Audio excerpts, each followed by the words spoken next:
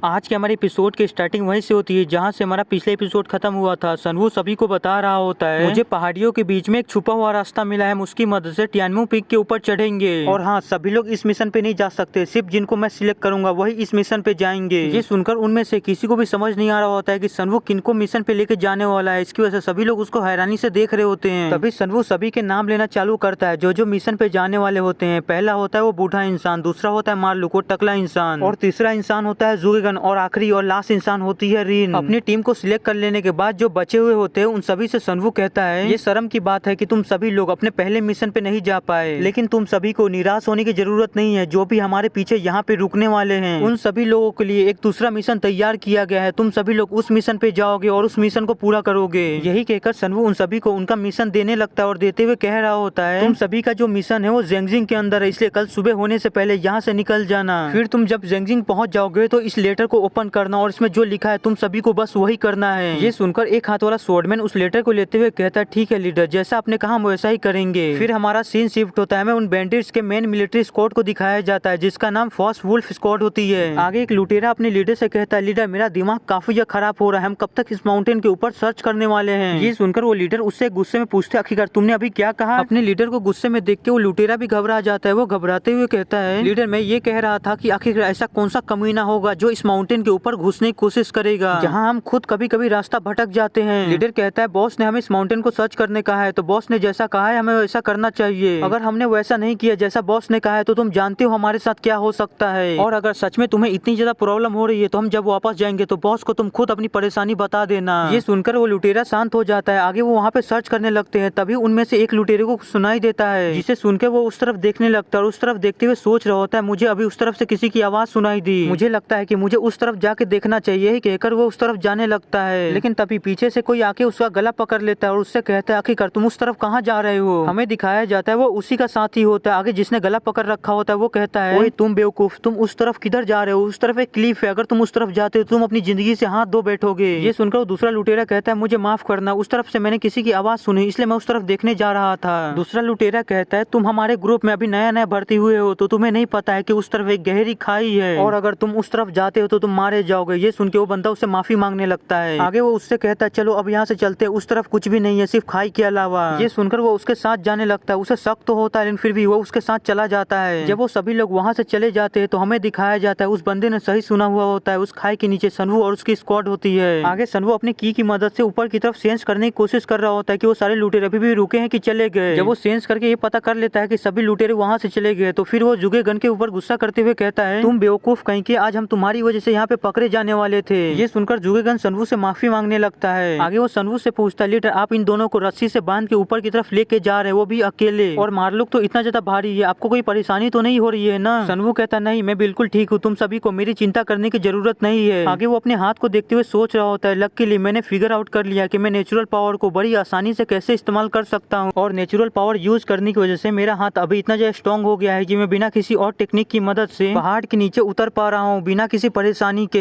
ऐसी वो सभी लोग नीचे की तरफ उतर ही रहे होते कि तभी वो देखते हैं कि उनके नीचे खाई है, जिसे देख के वो सभी लोग उसके अंदर कूद जाते हैं। और कूदने के बाद उस जगह को देखते हुए कह रहे होते क्या सच में इस जगह पे ऐसी कोई जगह एग्जिस्ट भी करती है। लेकिन तभी वो सभी लोग अपने सामने एक गुफा को देख के और भी ज्यादा चौंक जाते। वो कहते क्या एक गुफा। तभी रिन सनवू से पूछती क्लैन लीडर आखिर आपने इस जगह को कैसे ढूंढा, आपको इस जगह के बारे में कैसे पता चला। सनवू कहता रिन मुझे पहले भी ऐसे कई बार फील हो चुका है कि तुम ऐसे सवाल पूछती हो जैसे कि तुम मुझे इन्वेस्टिगेट कर रही हो। ये सुनकर तो रिन और जुगेगन दोनों के ही होश उड़ जाते हैं, दोनों ही काफी ज्यादा परेशान हो जाते हैं। आगे रिन सनवू से माफी मांगते हुए कहती है क्लैन लीडर मुझे माफ कर दीजिएगा, मैं अपनी क्यूरियोसिटी के चक्कर में अपनी लाइन को क्रॉस कर गई। सनवू कहता है ठीक है कोई बात नहीं, और रही इस जगह की बात तो इस जगह को मैंने नहीं मेरे फादर ने ढूंढा था, उन्होंने ही मुझे इस जगह के बारे में बताया था, लेकिन उस समय मुझे इसके बारे में ज्यादा कुछ समझ में नहीं आया था। लेकिन धीरे धीरे आगे चल के मुझे ये रियलाइज हुआ कि इस जगह का असली रोल क्या है। लेकिन तभी मार्लोक एक पत्थर के ऊपर कुछ लिखा हुआ देखता है, जिसे देख के वो कहता है यहाँ पे कुछ लिखा हुआ है, लेकिन मार्लोक को इन शब्दों का मतलब नहीं समझ में आ रहा है। ये सुनकर सनवू वहाँ पे जाता है और मार्लोक को उस पत्थर पे जो लिखा है वो पढ़ के बताता है। उस पत्थर के ऊपर लिखा हुआ होता है एक हिडन केव, एक ऐसी गुफा जिसके अंदर कोई भी बिना डिटर्मिनेशन के जाता है तो उसे मौत का सामना करना पड़ेगा। ये सब पढ़ के सनवू सोचता है मैं बिल्कुल सही जगह पे आया हूँ, ये गुफा टियानमू पीक के ऊपर जाने का एक छुपा हुआ रास्ता है। और बस इतना ही नहीं, आज से 200 साल पहले पूरे मार्शल आर्ट वर्ल्ड के जो सबसे पावरफुल और ग्रेटेस्ट फॉर्मेशन एक्सपर्ट जो था उसके सारे रिलेटेड चीज भी यहीं पे है। हो सकता है कि मुझे काफी सारे अच्छे अच्छे आइटम यहीं से मिल जाए। इसी के साथ वो सभी लोग मसाल जला के गुफा गुफा के अंदर जाने लगते हैं, लेकिन जुगेगन काफी ज्यादा डरा हुआ होता है और डर के मारे कांप रहा होता है, जिसे देख के सनवू कहता है यहाँ पे सभी लोग शांत है, सिर्फ एक इंसान को छोड़ के। उसे देख के ऐसा लगता है कि वो भी यहाँ पे बैठ के रोने लगेगा। जुगेगन कहता है क्लैन लीडर्स, हिडन केव के अंदर घुसने का डिसीजन सच में काफी ज्यादा खतरनाक है, क्योंकि मैंने दुनिया के सबसे बड़े फॉर्मेशन एक्सपर्ट के बारे में जितना भी सुना है उसके हिसाब से वो पूरी तरह से पागल था। वो इतना बड़ा पागल इंसान था कि उसने एक छोटे से आर्गुमेंट के लिए एक बहुत ही बड़े शेख को अकेले ही खत्म कर दिया था, और उसके केव में घुसना ये तो पूरी तरह से सुसाइड करने के बराबर है। सनवू कहता है तुम्हें इसके बारे में चिंता करने की जरूरत नहीं है, मैंने पहले भी तुमसे कहा है कि मैं सिर्फ उन्हीं लोगों को यहाँ पे लेके आया हूँ जिनके पास इस केव को ब्रेक थ्रू करने की ताकत है या टैलेंट है। यही कहकर वो सभी लोग गुफा के और अंदर जाने लगते हैं और बस कुछ ही समय में वो एक एंट्रेंस के पास आ जाते हैं, जिसे देख के सनवू मुस्कुराते हुए कहता है फाइनली हम यहाँ पे पहुंच गए। और इसी के साथ वो सभी लोग एंट्रेंस से अंदर एंटर करते हैं, और अंदर जैसे एंटर करते हैं वहाँ पे काफी ज्यादा रोशनी होती है, जिसे वो सभी लोग काफी ज्यादा हैरानी से देख रहे होते हैं। तभी वो ओल्डमैन सनवू से कहता है क्लैन लीडर, जैसे हमने यहाँ पे एंटर किया मुझे कुछ अजीब सा ठंडा सा ऑरा सेंस हुआ, महसूस हुआ। सनवू कहता है जब हम अंदर आ रहे थे तो एंट्रेंस के ऊपर फर्स्ट कंपार्टमेंट लिखा था, तो पक्का ये जगह वो होनी चाहिए, द फर्स्ट ट्रायल। ये सुनकर मार्लुक वहाँ पे देखते हुए कह रहा होता है यहाँ पे मार्लुक सिर्फ पानी के अलावा कुछ भी नहीं देख पा रहा है। जुगेगन कहता है कि नेचुरली इस जगह को बने काफी लंबा समय हो गया और नेचुरल फिनोमेना की वजह से इस जगह पे पूरी तरह से पानी भर गया है। क्लैन लीडर मुझे लगता है कि हमें पीछे हट जाना चाहिए और हमें कोई और रास्ता तलाश करना चाहिए ऊपर जाने का। सनवू कहता है हम इस जगह से कहीं नहीं जाने वाले, इस जगह को ध्यान से देखो, यही है ट्रायल ग्राउंड। ये सुनकर रिन वहाँ पे चारों तरफ देखने लगती है तो वो देखती है पानी के बीच में एक पत्थर है, जिसे देख के वो कहती है पानी के बीच में एक छोटा सा पत्थर है जिसपे कम से कम एक इंसान खड़ा हो सकता है। और ऐसा ही सेम चीज दूसरी तरफ भी है, दो लोगों को पानी के नीचे उतरना होगा और उस पत्थर के ऊपर जाना होगा। सनवू कहता है हाँ तुम सही हो, किसी एक को पानी के अंदर उतरना होगा और घोष फिश से बचते हुए स्विमिंग करके उस पत्थर के ऊपर जाना होगा। जुगेगन कहता है हाँ अच्छा हुआ, हमें बस हेवनली गोलिकल वाटर के अंदर तैर के जाना होगा। लेकिन तभी उसे रियलाइज होता है कि सनवू ने अभी क्या कहा। उसे जैसे ही रियलाइज होता है तो घबराते हुए कहता है क्लैन लीडर आपने अभी क्या कहा? हेवनली ग्लेसिकल वाटर, ये तो एक डिवाइन वाटर है ना, जो सिर्फ नॉर्थर्न सी आइस कैसल में मिलता है, जिसके अंदर एब्सोल्यूट कोल्डनेस होता है, और साथ ही साथ आर्मर घोष फिश, ये तो एक मोस्टीरियस फिश है जो अपने ऊपर एक स्टील के आर्मर जैसे प्लेट रखता है और दांत बिल्कुल एक ड्रिल जैसा। ये सुनकर सनवू कहता है क्या बात है, तुम्हें इसके बारे में तो काफी सारी जानकारी है। जुगेगन कहता है ये तो पूरी तरह से पागलपन है, क्या वो पागल हो गया था? उसने हेवनली ग्लेसिकल वाटर को रखा जिसमें एब्सोल्यूट कोल्डनेस होता है, और साथ ही साथ आर्मर्ड घोष फिश को भी रखा जो एक बहुत ही ज्यादा खतरनाक मछली है। ये सब सुन के रिन सोच रही थी अगर किसी के पास काफी ज्यादा पावरफुल यान की ना रहे और उसके बावजूद भी उसने हेवनली ग्लेसिकल वाटर के अंदर एंटर किया हो तो जम के ही मर जाएगा। और साथ ही साथ आर्मर घोष फिश वो तो इतने ज्यादा ताकतवर होते हैं कि वो एक जेनिथ लेवल के एक्सपर्ट को भी खत्म कर दे। तभी सनवू मार्लोक से कहता है मार्लोक समय खत्म हो रहा है, जल्दी से मेरे सामने आ जाओ। ये सुन के मार्लोक कहता है ठीक है मास्टर मैं भी आता हूँ। वहीं पे रिन सोच रही होती है अब मुझे समझ में आया कि उसने छोटे लोगों को क्यों चुना, ताकि वो उन सभी लोगों को यहाँ पे लाके उन सभी लोगों का सेक्रीफाइस दे सके और आगे चल के उसको कोई प्रॉब्लम भी ना हो। यून सनवू अगर तुमने यहाँ पे कोई भी हरकत की और किसी को भी कुछ भी करने की कोशिश की तो मैं वादा करती हूँ तुमसे मैं तुम्हारे सर को तुम्हारे धड़ से अलग कर दूंगी अपनी स्वॉर्ड से। और इसी के साथ आज का हमारा ये एपिसोड ये खत्म होता है। आगे रिन क्या करने वाली है जानने के लिए हमारे चैनल को सब्सक्राइब कर लीजिएगा और वीडियो पसंद आया हो तो लाइक कर दीजिएगा, नहीं हो फिर लाइक कर दीजिएगा। और हाँ जो भाई भी मेरे चैनल की मेंबरशिप को ज्वाइन करना चाहता है वो ज्वाइन कर सकता है, मैं अपने वीडियो में उसको शाउट आउट दूंगा। और हाँ जो भाई भी एनिमी एक्सप्लेन करता है और जिसे भी मेरी मदद चाहिए और उसका कंटेंट अच्छा है तो मैं उसको सपोर्ट करूंगा और उसके चैनल को शाउट आउट दूंगा। इसलिए तुम सभी लोग मेरी भी थोड़ी बहुत मदद करो और मुझे भी सपोर्ट करो, मेरे चैनल को सब्सक्राइब कर लो ताकि मैं दूसरों को भी मदद कर पाऊँ। मिलते हैं अगले एपिसोड में, बाय सायोनारा।